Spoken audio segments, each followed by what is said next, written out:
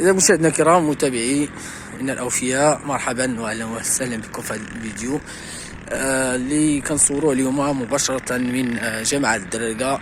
وكما كتشوفوا مباشرة أمامنا واحد الحديقة اللي طبيعة الحال غتكون واحد إضافة رائعة جدا للمدينة ديال أكادير، واللي طبيعة الحال تخصص لها واحد المبلغ ديال 5 الملايير طبيعة الحال من أجل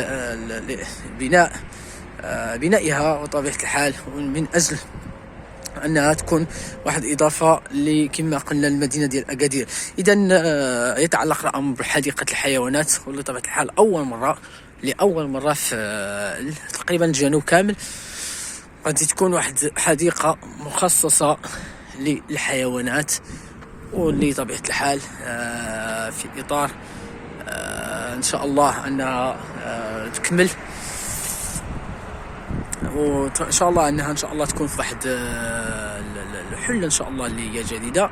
أنتم مشاهدينا الكرام، وطبيعة الحال المساحة ديال هذه الحديقة هذه اللي غيكون فيها مجموعة من الحيوانات البرية تقدر ب5 هكتارات. هادو هما المعلومات اللي قدرنا مشاهدينا الكرام أننا نجمعوهم، اللي طبيعة الحال جات هاد الحديقة هذه الموقع ديالها جاء على الطريق ديال مراكش، وبالمحاذاة من حديقة ديال التماسيح، وطبيعة الحال تخصص لها واحد المبلغ مالي اللي ذكرناه، وغتكون ان شاء الله غتكون عندها واحد ان شاء الله قيمة مضافة للمدينة ديال أكادير، واللي طبيعة الحال غادي يجيو لها الناس مختلف البقاع ديال المغرب باش انهم يكتشفوا هذا الفضاء الجميل هذه. وكما سمعنا مشاهدينا الكرام كيقولوا بانه بالنسبه للحديقه تكون مخصصه لجميع الصغار، وغي بامكان انه المواطنين انه يدخلوا عن طريق السيارات ديالهم ويكتشفوا هذا الفضاء الجميل اللي كيتواجد كما قلنا مشاهدينا الكرام بالمحاذاة من جامعة الدرارقة، وطبيعة الحال اللي هي قريبة لسميتو الحديقة ديال التماسيح. مشاهدينا الكرام بطبيعة الحال كنعرفوا سميتو الدور الحقيقي اللي كتلعبوا بحال هاد الحدائق هذا، خاصة كنعرفوا انه السياحة في مدينة أكادير بحاجة ماسة الى مثل هاد المشاريع هادو، من اجل انها تزيد لقدام، ومن اجل انها ان شاء الله تكون بواحد حلة جديدة وبواحد نفس جديد وبأماكن مجموعة من الأماكن الجديدة. أنتم مشاهدينا الكرام كنحاول ما أمكن أن نقرب لكم من هذا المكان هذا، بالرغم من أنه كما كتعرفوا مشاهدينا الكرام الأشغال ما زالت مستمرة. إذا ماشي من حقنا أننا كاع نصوروا هذا الفيديو هذا، ولكن رأينا حبا في أننا سميتو باش تعرفوا مشاهدينا الكرام اكثر، جينا باش اننا فعلا نصور لكم هذا الفضاء هذا الجميل قبل كاع ما قبل ما يتحل بشكل غير رسمي.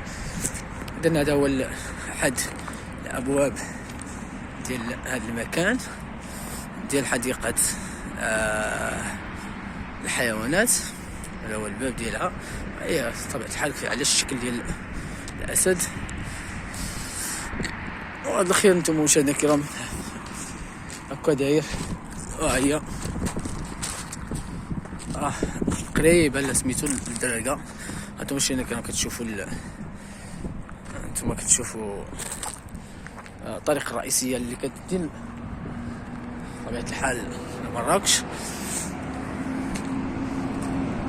صراحة فضاء جميل، وغتكون عنده ان شاء الله غتكون عنده الكلمه ديالو هنا المستقبل، ولانه كنعرفوا انه تم اعاده هيكله اعاده تهيئه حديقه الطيور اللي كاينه في أكادير، واللي غادي ان شاء الله غتكون في واحد الحله جديده كذلك. وكذلك تم افتتاح بشكل اللي هو رسمي حديقه التماسيح شحال هذه تقريبا مع مده هذه. وهانتم مشاهدينا الكرام الحديقة ديال الحيوانات ما هي كذلك شوية بشوية كتقد. انتم مشاهدينا الكرام.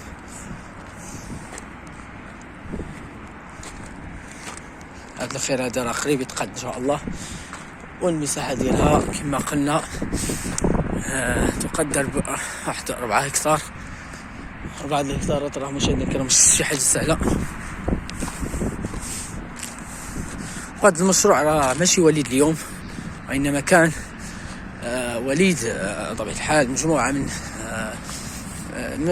سنوات هذه، لانه هو اللي يلا بداو فيه الاشغال بشكل رسمي والله خرج الوجود. وتقريبا على ما اظن راه قريب ان شاء الله باش انه يتقد. اللمسات الاخيره ديال المشروع، ربما هذه هي اللمسات الاخيره ديال المشروع، هي هذه قريب ان شاء الله يتحل بشكل رسمي. ونتمنى انه ملي يتحل هذا المشروع عاد نجيو نكونوا السابقين في فيديو، ندير لكم واحد الفيديو على هذا المكان الجميل هذا وتكتشفوه.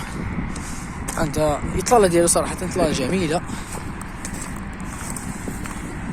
صراحه، شي زوين اطلاله. انتم مشاهدينا الكرام الباب ديالها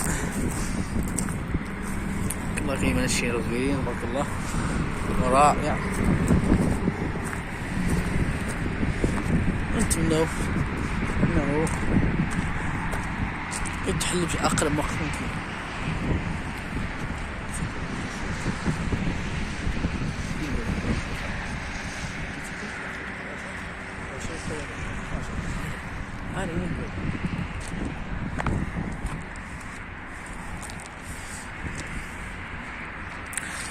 إذا نتمنى مشاهدينا الكرام أنه يكونوا وصلنا لكم واحد قدر كافي من المعلومات حول هذا المكان، بالرغم صراحة من قلة المعلومات، لأنه ما كاينينش بزاف المعلومات حول الحديقة ديال الحيوانات في أكادير. قليلة صراحة المعلومات. حاولت أنني نبحث في مجموعة من في الانترنت، ونبحث كذلك في مجموعة من الوسائل المتاحة، إلا أنه صراحة المعلومات قليلة بزاف. كاين واحد صراحة ما كاينش معلومات كافية على الحديقة هذه، إلا أنه اللي كنعرفوا أنه الحديقة تبع المخزون الترابي ديال جامعة الدرارقة، والمساحة ديالها تقدر ب4 هكتارات، وطبيعة الحال في واحد غلاف مالي يفوق 3 الملاير.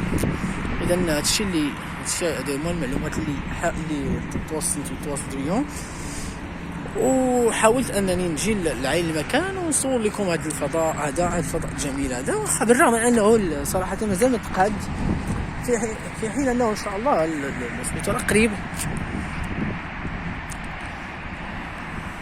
انتم مشاهدينا الكرام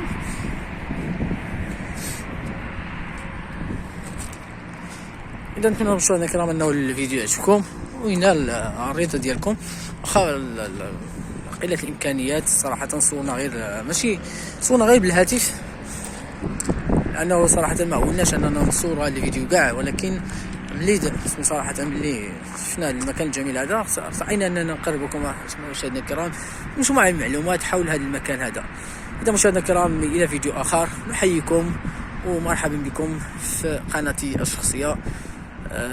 نتمنى انه نكونوا ان شاء الله نكونوا عند حسن الظن ديالكم، واننا نساهموا في طبيعه الحال في المزيد في مدكم بمزيد المعلومات فيما يتعلق بالمشاريع السياحيه بالجنوب المغربي بصفه عامه.